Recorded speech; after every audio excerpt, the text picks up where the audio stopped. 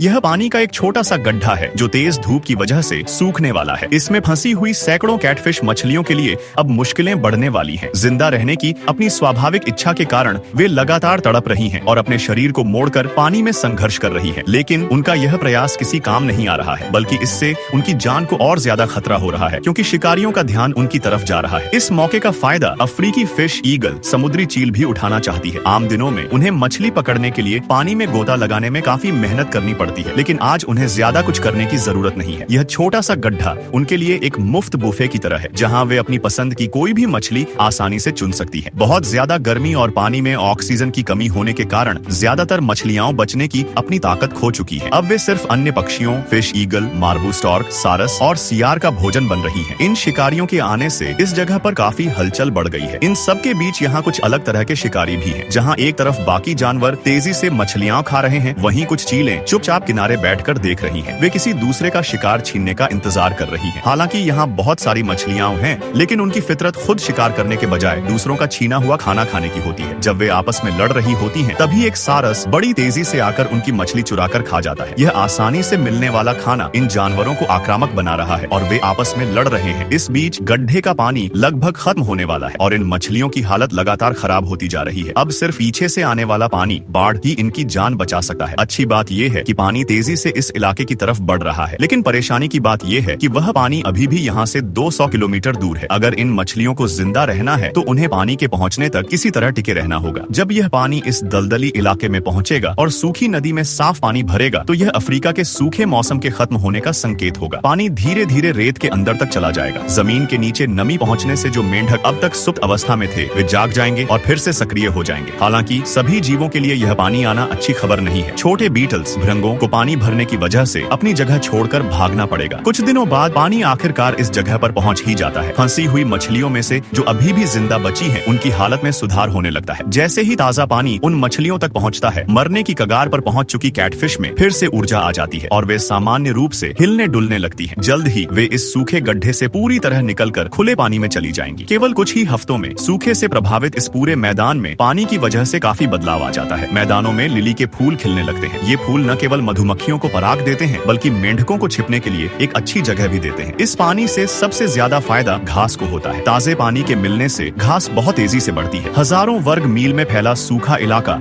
अब एक हरे भरे क्षेत्र में बदल जाता है। जो जानवर सूखे की वजह से कमजोर पड़ गए थे, वे अब फिर से स्वस्थ हो गए हैं। यह प्रकृति के चक्र का एक सामान्य हिस्सा है।